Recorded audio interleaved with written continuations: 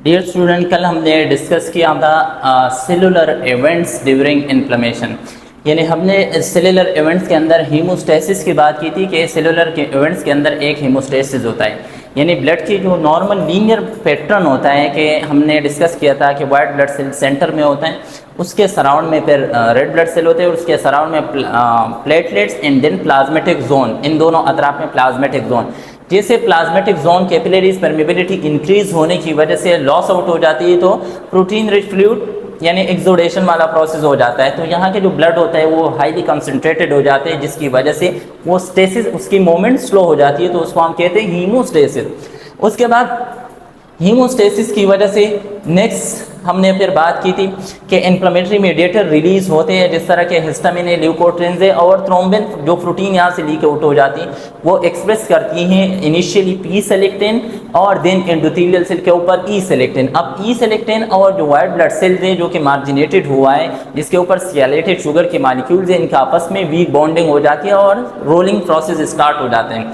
Meanwhile थोड़ा time गुजर जाते हैं तो इनअदर साइटोकाइन रिलीज हो जाते हैं और साइटोकाइंस के लिए एंडोथेलियल सेल के ऊपर रिसेप्टर होते हैं। जब एंडोथेलियल सेल के ऊपर साइटोकाइंस लोडेड हो जाते हैं तो वहाँ से जब वाइट ब्लड सेल टच हो जाते हैं उस रिसेप्टर को, तो वाइट ब्लड सेल अपने इंटीग्रिन मॉलिक्यूल्स का माउथ ओपन करते हैं और एंडोथेलियल सेल के अंदर क्या चेंजेस आ जाती है, इन अदर मॉलिक्यूल्स को एक्सप्रेस करते हैं, जिसको हमने नाम दिया था आईकेम एंड वीकेम, यानी intracellular adhesion molecule and vascular cell adhesion molecule.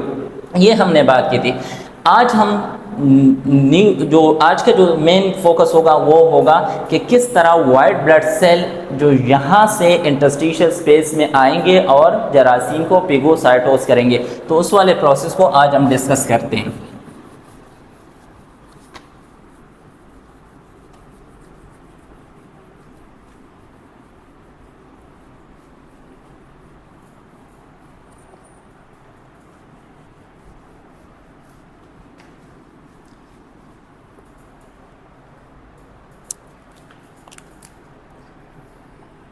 ये हमारे आर्टरी क्लियर, उसके ऊपर दिस इज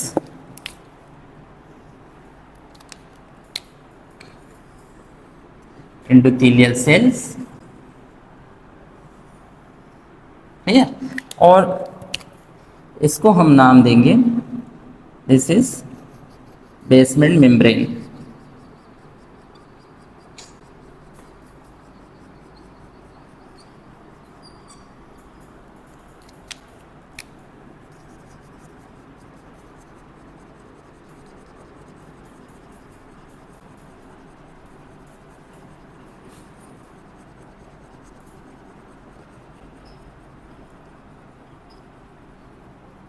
अब यहाँ तक हमने बात की कि हमारे white blood cells, this is white blood cell, white blood cell के ऊपर दिस इज इनिशियल इंटरेक्शन। हमने कल डिस्कस किया था कि सियालेटेड शुगर का किसके साथ इंटरेक्शन होता है, पी सेलेक्टिन के साथ, यानी ये एंडोथेलियल सेल के पी सेलेक्टिन है। इस तरह मल्टीपल्स इंटरेक्शन इसका हुआ होता है सियालेटेड शुगर का किसके साथ, ई सेलेक्टिन के साथ, सॉरी पी सेलेक्टिन के साथ। मीनवाइल यहाँ के जो जरासीम हैं, ठीक है, जो जरासीम हैं वो मल्टीप्लाई हो रहा होता है और यहाँ के जो स्ट्रोमल सेल प्लस यहाँ के जो पेरेन्काइमल सेल्स है वो इनअदर इन्फ्लेमेटरी मीडिएटर रिलीज करते हैं, ठीक, stromal cell and parenchymal cell मजीद इन्फ्लेमेटरी मीडिएटर रिलीज हो जाते हैं। तो ये जो वाइट ब्लड सेल्स है, स्पेशली न्यूट्रोफिल्स की बात कर रहे होते हैं, ये इनअदर मॉलिक्यूल्स को एक्सप्रेस करते हैं, ठीक। Let's suppose this is the molecules which express bye neutrophil. क्यों एक्सप्रेस किया, क्योंकि थोड़ा टाइम गुजर गया। अब लास्ट स्टेज के अंदर हमने बात की कि अब स्ट्रॉन्ग बॉन्डिंग हो गई between neutrophil and endothelial cell. Meanwhile another inflammatory mediator release होते हैं, वो एंडोथेलियल सेल के ऊपर भी उसके लिए रिसेप्टर होते हैं, तो एंडोथेलियल सेल के ऊपर भी एक रिसेप्टर या एक प्रोटीन एक्सप्रेस हो जाते हैं, ठीक है, और same receptor same molecule white blood cell के ऊपर भी एक्सप्रेस हो जाते हैं। तो इन मॉलिक्यूल्स को फिर हम नाम देते हैं कि ये हेमोफिलिक मॉलिक्यूल्स हैं, ठीक है। यानी एक जैसे मॉलिक्यूल एक्सप्रेस हो गए एंडोथेलियल सेल और वाइट ब्लड सेल के ऊपर, तो उसको नाम दिया जाता है। अक्सर आपको गाइटन के बुक्स के अंदर मिलेगा कि दिस इज हेमोफिलिक मॉलिक्यूल, यानी white blood cell and endothelial cell under the influence of inflammatory mediator express a haemophilic molecule, और उन हेमोफिलिक मॉलिक्यूल्स का आपस में बॉन्डिंग हो जाती है, ठीक। इस हेमोफिलिक मॉलिक्यूल्स को हम नाम देते हैं पी सेलेक्टिन, क्योंकि ओरिजिनली प्लेटलेट्स के अंदर डिस्कवर हुआ था। अब जिस मल्टीपल इस तरह के मॉलिक्यूल एक्सप्रेस हो जाते हैं दोनों सेल्स के ऊपर, यानी एंडोथेलियल सेल के ऊपर भी और न्यूट्रोफिल्स के ऊपर भी। अब क्या होता है कि इस साइड पे भी ये वाले जो न्यूट्रोफिल्स हैं यहाँ से भी सिमिलर मॉलिक्यूल एक्सप्रेस हो जाते हैं दोनों सेल्स के ऊपर। तो इन रिजल्ट हमें क्या मिल रहा होता है, डायपेडेसिस का, ये सेल डाउनवर्ड आ जाता है। थोड़ा टाइम गुजर जाता है तो ये वाले जो एंडोथेलियल सेल्स है ये कहाँ पे आ जाते हैं, बेसमेंट मेम्ब्रेन के पास, ठीक, इस वाले एरिया के अंदर आ जाते हैं। अब थोड़ा टाइम गुजर जाता है तो और इन्फ्लेमेटरी मीडिएटर रिलीज हो जाते हैं। अच्छा, एक और बात यहाँ पे मैं डिस्कस करूँ, इस वाले प्रोसेस को जब न्यूट्रोफिल्स इस एंडोथेलियल सेल्स की लिनिंग को क्रॉस करती है और इंटरस्टिशियल स्पेस में दाखिल होते हैं, उस प्रोसेस को हम नाम देते हैं इमिग्रेशन, इमिग्रेशन और डायापेडेसिस, या सिंपली हम इसको नाम देते हैं एक्स्ट्राविजेशन, एक्स्ट्राविजेशन। Extravasation, immigration and diapedesis, the process by which neutrophil escape from the vascular compartment into interstitial space. This is simply called extravasation. अब जब ये white blood cell specially neutrophil इस एरिया के अंदर आ जाते हैं तो यहाँ से फिर इन्फ्लेमेटरी मीडिएटर रिलीज होते हैं। वाइट ब्लड सेल के अंदर एक डेंजर एंजाइम एक्टिवेट हो जाता है, ठीक। उस डेंजर एंजाइम का काम क्या होता है, इस बेसमेंट मेम्ब्रेन को ब्रेक करना। ये बेसमेंट मेम्ब्रेन किस चीज़ से बना होता है, कोलेजन प्रोटीन से बना होता है। तो जो एंजाइम बनता है, ठीक, ये वाइट ब्लड सेल जब न्यूट्रोफिल इस वाले एरिया के अंदर आ जाते हैं और ये एक एंजाइम बना रहा होता है, सही। ये एंजाइम क्यों बनता है, क्योंकि इन्फ्लेमेटरी मीडिएटर ने इसको स्टिमुलेट किया। इस एंजाइम को हम नाम देते हैं कोलेजिनेसिस, कोलेजिनेसिस। कोलेजिनेसिस एंजाइम का काम क्या होता है, यहाँ के जो कोलेजन प्रोटीन होते हैं उसको ब्रेक करना। तो थोड़ा टाइम गुजर जाते इस कोलेजन बेसमेंट मेम्ब्रेन के अंदर होल हो जाते हैं और वाइट ब्लड सेल अब आएगा toward the side of infection agent. Let suppose this is infection agent, main inflammatory process इस वाले एरिया के अंदर है, ठीक। अब इस न्यूट्रोफिल्स को कैसे पता चलेगा कि इन्फेक्शन वाले जो इन्फ्लेमेटरी वाला जो प्रोसेस है वो इस एरिया के अंदर है, इस पॉइंट पे है। उस प्रोसेस को डिस्कस करेंगे। वाइट ब्लड सेल, देखो अगर मैं अनदर डायग्राम में आपको समझाऊं, ठीक, लेट सपोज यहाँ पे भी कैपिलरीज होंगी, ठीक है, यहाँ पे भी कैपिलरीज होंगे, यहाँ पे भी कैपिलरीज, ठीक, और इस साइड पे भी कैपिलरीज होंगे। अब सब साइड से जब leukocyte specially neutrophil extra interstitial space में आ जाएंगे तो उनका मेन फोकस क्या होगा, toward the side of injury, इस इन्फ्लेमेटरी मीडिएटर या इन्फ्लेमेटरी वाली प्रोसेस तक पहुंचना चारों तरफ से। अब न्यूट्रोफिल्स को कैसे पता लग जाता है कि इन्फेक्शन एजेंट कौन से पॉइंट के अंदर है या इन्फ्लेमेशन कौन से पार्ट्स के अंदर या किस तरफ हो रहा है, हम उसको डिस्कस करेंगे। लेट सपोज अगर ये बैक्टीरिया है तो सम बैक्टीरिया ऐसे होते हैं कि वो ऐसे केमिकल रिलीज करते हैं जो कि न्यूट्रोफिल्स को अट्रैक्ट करते हैं। For example bacteria release a chemical या कीमोटैक्टिक एजेंट। एक बात ये याद रखें, कीमोटैक्टिक एजेंट, कीमोटैक्टिक एजेंट वो होते हैं जो न्यूट्रोफिल्स को अट्रैक्ट करते हैं। फॉर एग्जांपल इनफॉर्माइल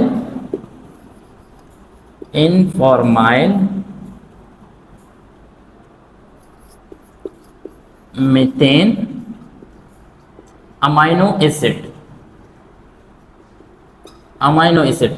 ये एक्सोजीनियस कीमोटैक्टिक एजेंट है क्योंकि ये बैक्टीरिया बाहर से आया और इसने सिक्रेट किया।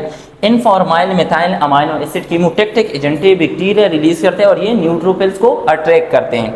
इसके अलावा कुछ कीमोटैक्टिक एजेंट को हम नाम देते हैं इंडोजीनियस कीमोटैक्टिक एजेंट, यानी एक्सो प्लस इंडोजीनियस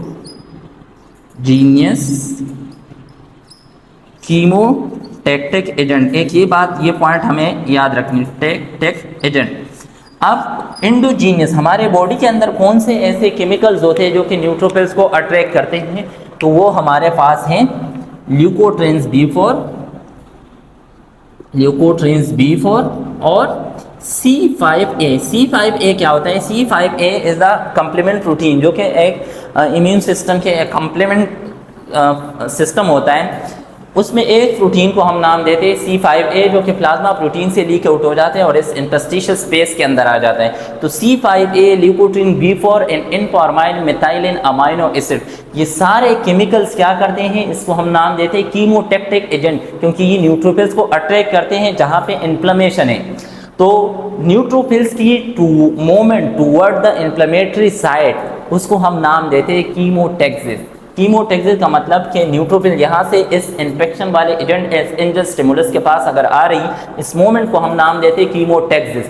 जो केमिकल्स इस मोमेंट को अट्रैक्ट करते हैं या इनिशिएट करते हैं, उस केमिकल्स को हम नाम देते हैं कीमोटैक्टिक एजेंट। और हमारे पास वो 2 टाइप्स के, अगर वो बैक्टीरियल है तो इसका मतलब वो एक्सोजीनियस कीमोटैक्टिक एजेंट है। अगर हमारे बॉडी का है ल्यूकोट्रिन B4, हमारे इन्फ्लेमेटरी सेल को हम इंजेक्ट करते हैं, ल्यूकोट्रिन B4 वहाँ से सीक्रेट होते हैं, तो leukotriene B4 is a strong chemotactic agent. और इसके अलावा C5a जो कि कंप्लीमेंट प्रोटीन के सब टाइप्स है।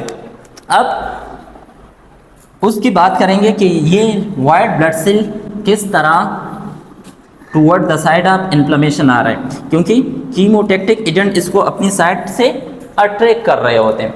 अब लेट सपोज के this is white blood cell. इस वाइट ब्लड सेल के चारों अतराफ क्या होते हैं? रिसेप्टर होते हैं forward for the chemotactic agent. Chemotactic agent के लिए throughout the plasma membrane of neutrophils receptor present होते हैं। Let's suppose this is receptor for chemotactic agent. अब यहाँ पे continuously let's suppose this is chemotactic agent, और नाम याद रखें कि ल्यूकोट्रिन B4 और C5a प्रोटीन यानी कंप्लीमेंट प्रोटीन याद रखें, या N formyl methylene amino acid, this is inflammatory mediator. अब लेट सपोज के यहाँ पे इन्फ्लेमेटरी मीडिएटर रिलीज है, क्योंकि इन्फेक्शन एजेंट यहाँ पे है, तो इन्फ्लेमेटरी मीडिएटर की क्वांटिटी सबसे ज़्यादा यहाँ पे होगी। अब आप लोग मुझे बताएं कि ज़्यादा चांसेस किसके हैं? इस वाले रिसेप्टर को ज़्यादा चांसेस हो कि ये रिसेप्टर जो कीमोटैक्टिक एजेंट के लिए है, ये इस रिसेप्टर के साथ अटैच होंगे एज कम्पेयर टू यहाँ पे। तो इन्फ्लेमेशन है ही नहीं, इन्फ्लेमेशन इस वाले एरिया के अंदर नहीं है, तो इस वाले रिसेप्टर के साथ लेस चांसेस है कि कीमोटैक्टिक एजेंट इस वाले सेल्स के साथ अटैच हो जाए।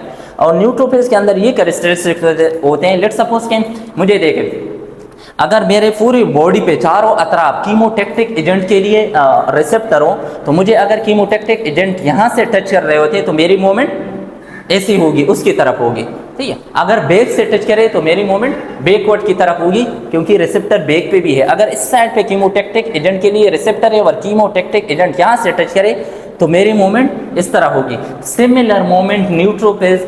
अच्छा, अब ये वाला जो प्रोसेस है जिसके अंदर आपको नज़र आ रहे हैं, जब ये कीमोटैक्टिक एजेंट कीमोटैक्टिक रिसेप्टर के साथ अट्रैक्ट हो जाते हैं, तो वो 7 पास रिसेप्टर होते हैं जो आपको नज़र आ रहे हैं।